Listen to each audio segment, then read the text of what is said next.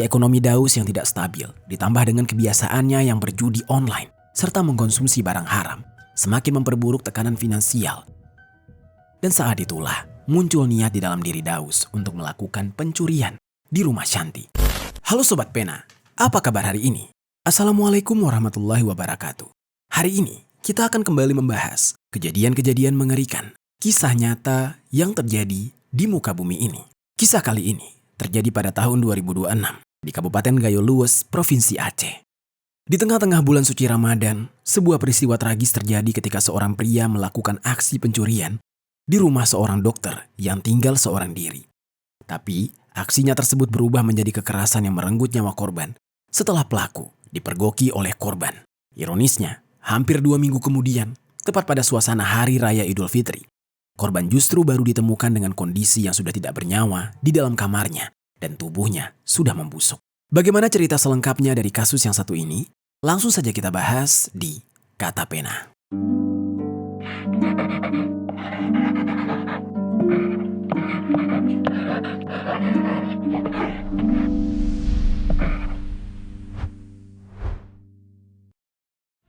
Kasus pembunuhan sadis menggemparkan warga Kabupaten Gayo Lues, Aceh. Seorang dokter perempuan ditemukan tewas mengenaskan dalam rumahnya.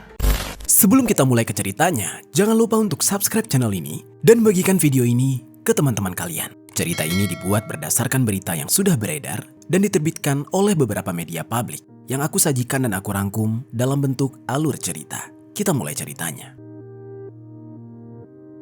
Jadi sobat, di sebuah kawasan tenang di Kabupaten Gayo Lues, Provinsi Aceh, tepatnya di Desa Ruklunung, Kecamatan Blangkejeren, hiduplah seorang wanita yang bernama Shanti Hastuti. Bagi masyarakat Desa Rangklunung, nama Shanti ini bukanlah sosok yang asing. Dia dikenal sebagai seorang dokter di wilayah tersebut, dan dia kerap disapa dengan sebutan Dokter Shanti. Pada saat itu dia sudah berusia 47 tahun. Di usianya tersebut, Shanti sudah lama menjalani kehidupan sebagai seorang janda. Dia diketahui pernah menikah dengan seorang anggota polisi, tapi tidak banyak informasi yang menjelaskan terkait bagaimana latar belakang keluarga maupun hubungan rumah tangganya di masa lalu dengan polisi tersebut. Tapi yang jelas, dari pernikahannya dengan mantan suaminya itu, keduanya dikaruniai seorang anak yang pada saat itu sedang menempuh pendidikan di Banda Aceh. Kondisi ini membuat Shanti tinggal seorang diri di rumahnya. Diketahui bahwa kediamannya tersebut adalah peninggalan dari orang tuanya yang sudah tiada. Rumah tersebut tergolong cukup besar dengan beberapa ruangan, termasuk ruangan praktik pribadi atau klinik pribadi yang dia gunakan untuk melayani pasien. Di bagian depan rumah terdapat halaman yang luas serta gerbang sebagai akses masuk ke area perkarangan, yang mana itu mencerminkan kondisi rumah yang layak dan cukup mapan.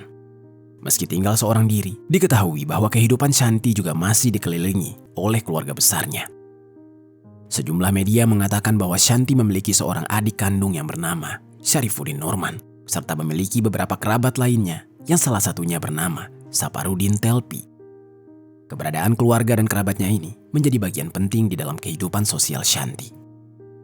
Meskipun sehari-harinya dia berada di dalam rumah seorang diri, tapi Shanti ini tidak hanya berdiam diri saja.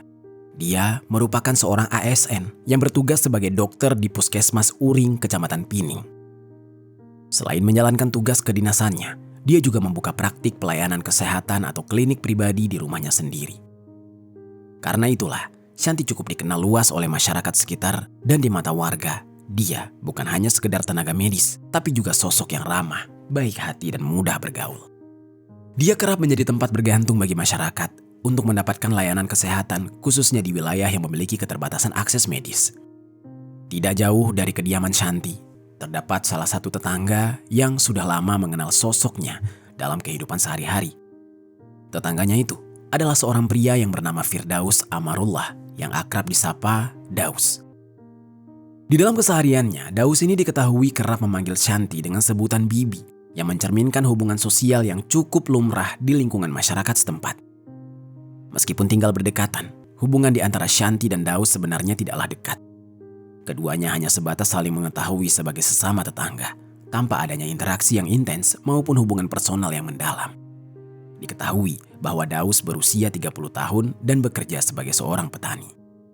Di tempat tinggalnya yang berada tepat di seberang rumah Shanti, hanya dipisahkan oleh ruas jalan yang ada di lingkungan tersebut. Kedekatan jarak ini secara tidak langsung membuat Daus mengetahui kondisi dan aktivitas keseharian dari Dr. Shanti, termasuk fakta bahwa sang dokter juga tinggal seorang diri di rumah itu. Berdasarkan informasi yang beredar di media sosial, Daus diketahui belum berkeluarga.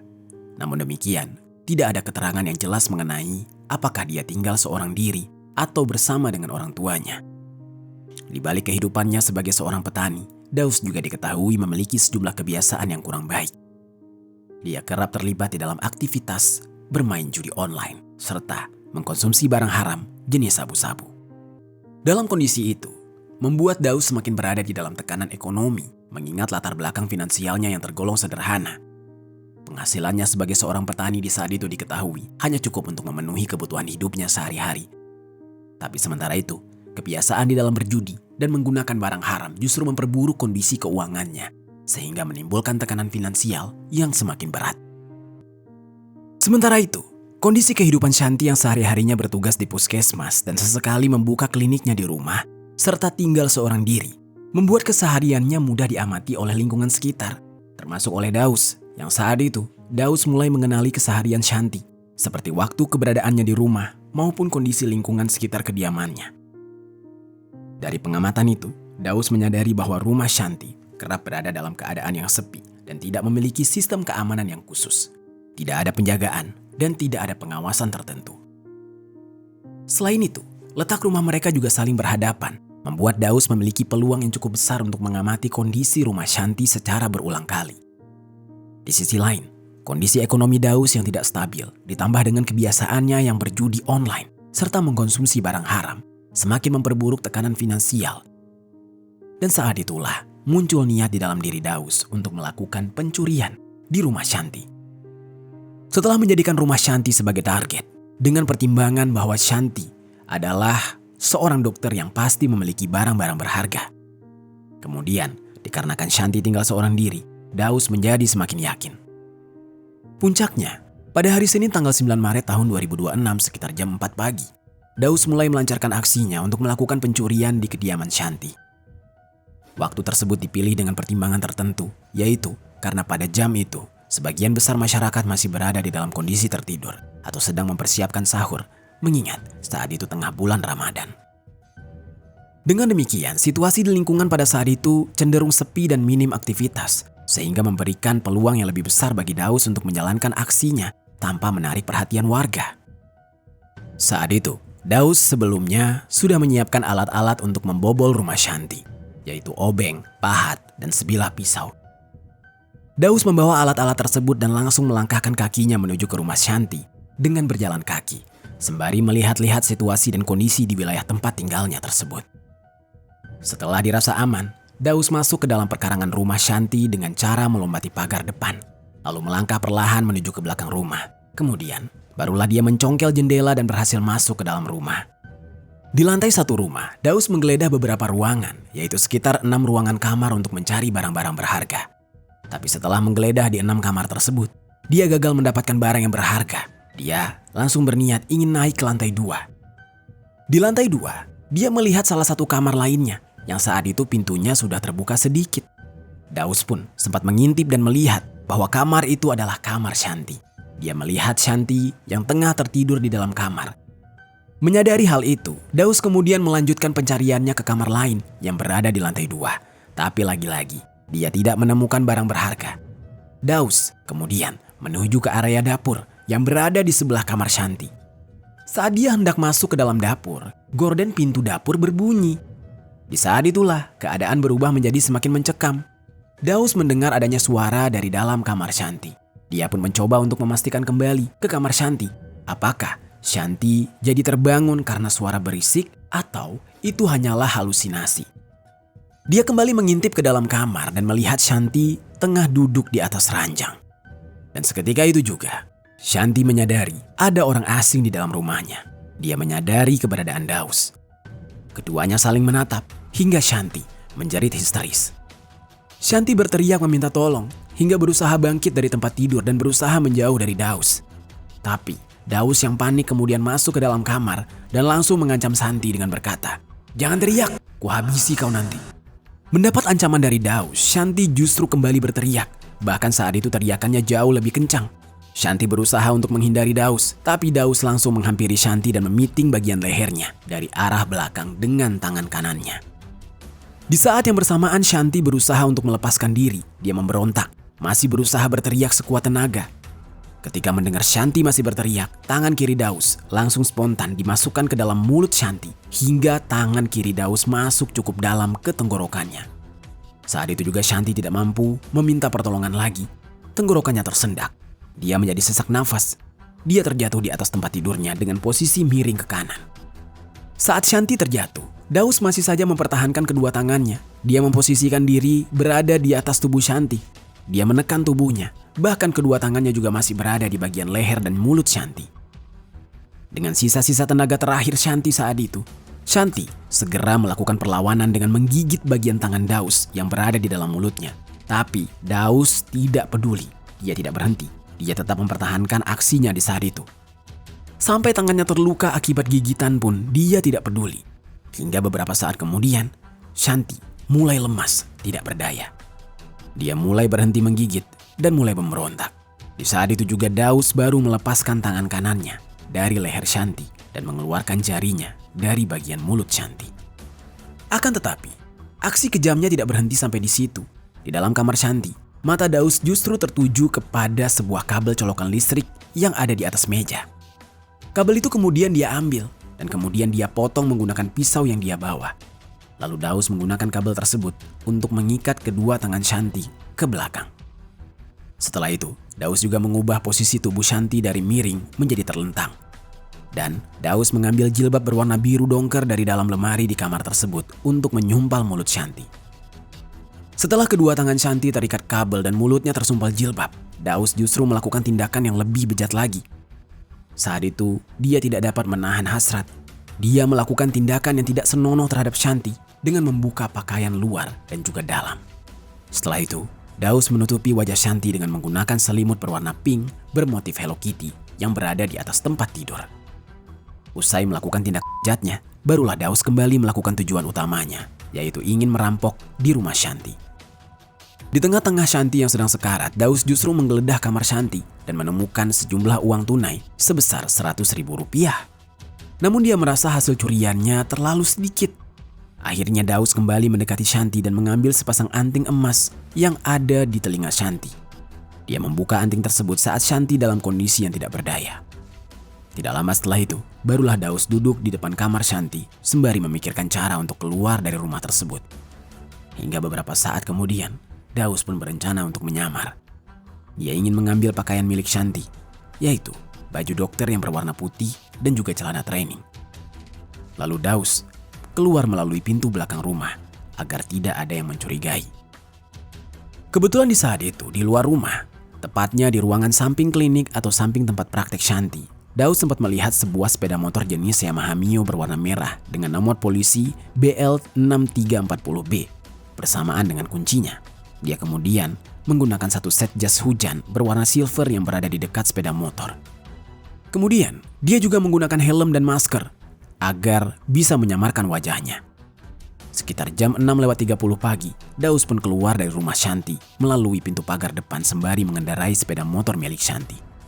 Saat itu, keberadaan Daus tidak menimbulkan kecurigaan sama sekali dari warga yang melihatnya. Setelah berhasil meninggalkan rumah Shanti, Daus segera melarikan diri menuju ke wilayah kota Kutachane yang ada di Kabupaten Aceh Tenggara. Dalam perjalanannya, tepat di daerah Kecamatan Putri Betung, Kabupaten Gayo Lues, dia sempat membuang pakaian yang sebelumnya dia ambil dari rumah Shanti dengan tujuan menghilangkan jejak dan menghindari identifikasi. Sesampainya di Kutachane, Daus kemudian menjual sepeda motor milik Shanti dengan harga sekitar 2 juta rupiah. Selain itu, sepasang anting emas yang diambil dari Shanti juga dijual dengan harga sekitar 1,9 juta rupiah. Dari hasil penjualannya itu, Daus memperoleh sejumlah uang dalam waktu yang singkat. Uang hasil kejahatannya langsung dia habiskan untuk memenuhi kebiasaan buruknya, yaitu bermain judi online serta membeli barang haram. Dalam kurung waktu yang singkat, seluruh hasil kejahatannya pun habis tanpa sisa. Daus kemudian menetap di wilayah Kutachane selama beberapa hari. Akan tetapi, setelah 5 hari berlalu, dia justru kembali ke Kecamatan Blangkejeren. Bahkan tidak lama setelah kembali, Daus nekat mendatangi kembali rumah Shanti. Di dalam aksi keduanya ini, dia ingin kembali masuk ke dalam rumah untuk mengambil barang-barang lain. Di saat itu dia berencana ingin mengambil sebuah laptop milik Shanti yang berada di kliniknya. Laptop tersebut kemudian dia jual di wilayah setempat dengan harga yang sangat murah, yaitu hanya sekitar Rp100.000. Di saat itu, Daus memberikan alasan kepada orang yang membeli bahwa kondisi laptop tersebut sedang rusak. Dari hasil penjualan itu, kemudian dia gunakan untuk kebutuhan sehari-hari. Sementara itu, keberadaan Shanti yang tidak kunjung memberikan kabar mulai menimbulkan kecurigaan di kalangan keluarga. Walaupun demikian, pada saat itu pihak keluarga belum langsung mendatangi kediamannya. Mereka masih beranggapan kemungkinan Shanti berada dalam kondisi baik-baik saja, tapi mungkin saja dia sibuk karena dia adalah seorang tenaga medis yang pekerjaannya kerap menyita waktu.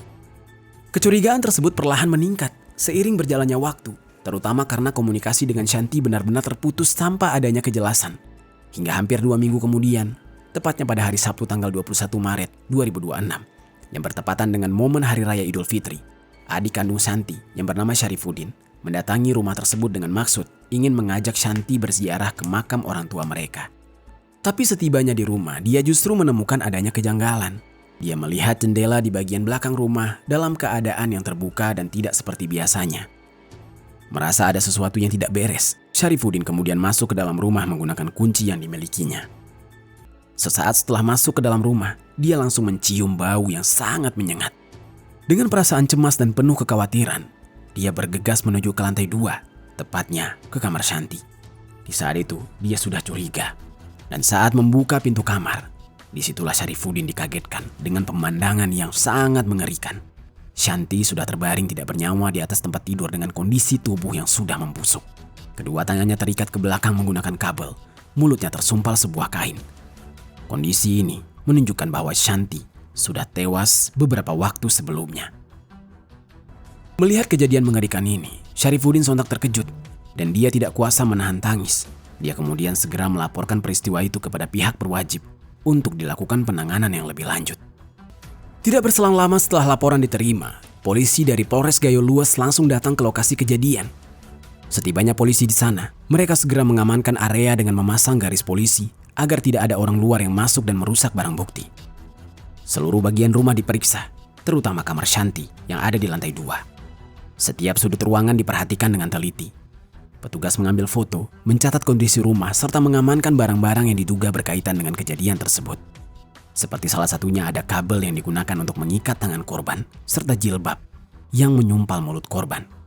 Selain itu, polisi juga menemukan tanda-tanda bahwa pelaku masuk secara paksa, seperti jendela dan teralis yang sudah dirusak. Hal ini semakin menguatkan dugaan bahwa selain tindak penghilangan nyawa, sudah terjadi tindak pencurian disertai dengan kekerasan. Di saat yang sama, beberapa warga sekitar lokasi juga dimintai keterangan. Polisi menanyakan apakah ada yang melihat atau mendengar sesuatu yang mencurigakan. Dan dari keterangan warga, mulai muncul berbagai dugaan bahwa pelaku kemungkinan adalah orang yang tinggal tidak jauh dari rumah korban karena mengetahui kondisi rumah dan kebiasaan dari korban yang selalu sendiri. Sementara itu, jenazah Shanti kemudian dievakuasi ke Rumah Sakit Umum Daerah Muhammad Ali Kasim yang berada di Desa Sangir, Kecamatan Dabun Gelang, untuk kemudian menjalani proses otopsi. Pemeriksaan ini bertujuan untuk mengetahui secara pasti penyebab dari kematiannya. Setelah selesai, dari hasil otopsi diketahui bahwa Shanti meninggal dunia akibat kekerasan pada bagian leher yang menyebabkan gangguan pernafasan. Selain itu, ditemukan juga tanda-tanda kekerasan lain. Setelah proses otopsi selesai, jenazah korban kemudian dipulangkan ke rumah duka. Suasana duka menyelimuti keluarga dan masyarakat sekitar. Banyak warga yang datang untuk melayat, mengingat Shanti dikenal sebagai sosok dokter yang ramah dan juga berdedikasi tinggi dalam melayani masyarakat. Meninggalnya Shanti menjadi pukulan berat, tidak hanya bagi keluarga, tapi juga bagi warga yang selama ini mengenalnya. Prosesi pemakamannya pun dihadiri oleh banyak orang. Tangis keluarga pecah saat jenazah dimakamkan. Lalu di sisi lain, pihak kepolisian melanjutkan penyelidikan. Dari hasil olah TKP dan barang bukti dan juga keterangan saksi, kecurigaan mulai mengarah kepada Daus yang merupakan tetangga korban yang kediamannya berada di seberang rumah korban sendiri. Dekatnya rumah korban dengan Daus memunculkan dugaan adanya pengetahuan dari Daus mengenai kondisi Shanti selama ini. Pihak kepolisian kemudian melakukan pencarian untuk menemukan keberadaan Daus yang tiba-tiba menghilang. Setelah ditelusuri, diketahui bahwa dia ternyata sempat melarikan diri. Tim kepolisian langsung melakukan pencarian dan pengejaran terhadap Daus.